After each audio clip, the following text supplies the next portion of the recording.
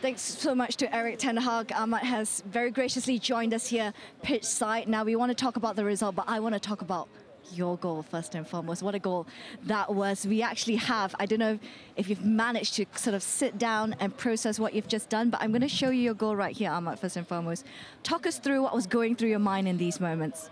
You know, in the first half, I tried to shoot like that when Bruno gave me that ball on corner, and I did a score. But in the second time, I said, why not to try to shoot? And thanks God I scored that goal. I was happy for myself, but the most important thing today was to win together. How were you able to see that space in between the defenders there? I think in that moment, one thing was to shoot. I don't think I had in my head to control the ball and to shoot. I think when the ball, when the ball was there, I think the most important thing was to shoot, and was a nice goal. Right, there, I've got our gentlemen here. I think they're very eager to ask you about how your day has been, how your season has been, which has been a big season for you, Ahmad. Yeah, no, sorry, I was going to say, we were speaking before, and we noticed once you scored, there was a bit more of a swag and a bit more, you wanted the ball more. And what have you noticed in the last few years? What's been the difference? Has it been the goals, or are you just naturally confident and you know you can deliver for this team and this shirt? Yeah, the goal. Yeah, the goals give you more confidence. The one at Liverpool here now. Yeah, obviously, it's always amazing feeling to score in every game. I know this season was not easy for me because I got injury in pre-season against Arsenal, and I was out long time, and I wanted to help my team this season. But today, scoring this goal against Newcastle in the last games at home, I was happy for myself. But I think the most important thing today was to win together, and I see each player together as fighting for teammate, and I was happy for that. And a former Sunderland player as well. Former Sunderland player. Yeah. I scored for Sunderland too. I was going to say, how's the injury now?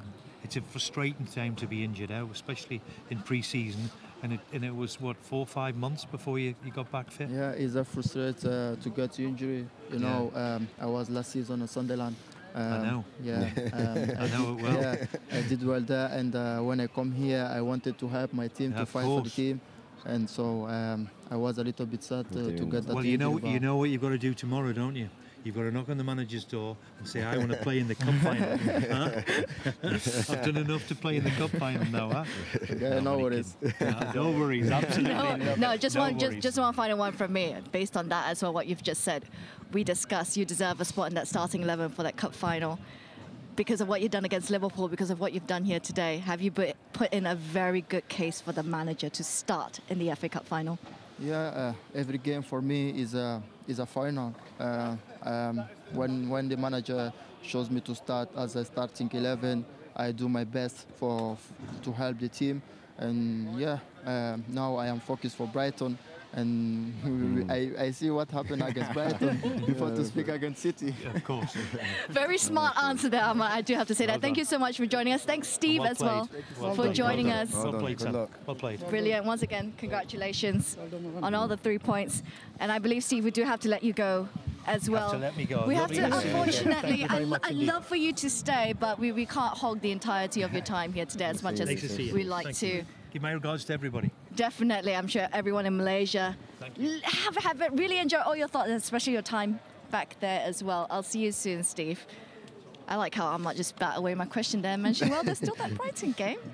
For a young player who's just recently thrust it into the spotlight, he's definitely media trained, let's put it that way. They all are now, aren't they?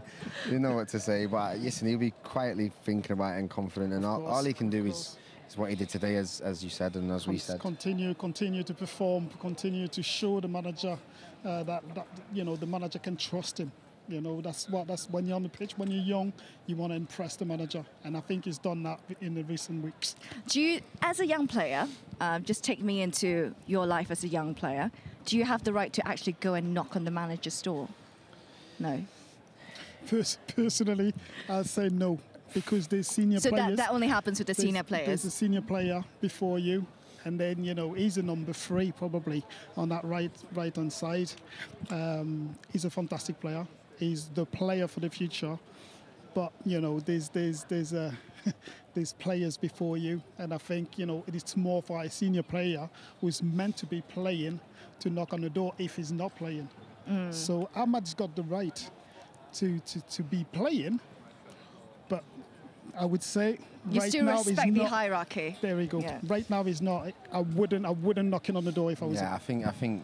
Listen, you think you let the football do the talking, don't you? Exactly. I wouldn't be knocking on Sir Alex Ferguson's door anytime soon. You are a brave man, I gotta tell you that. If you did, I think only Cristiano Ronaldo did that, and we all know what's happened with him. So, but no, he's a one-off. But no, I wouldn't have done that.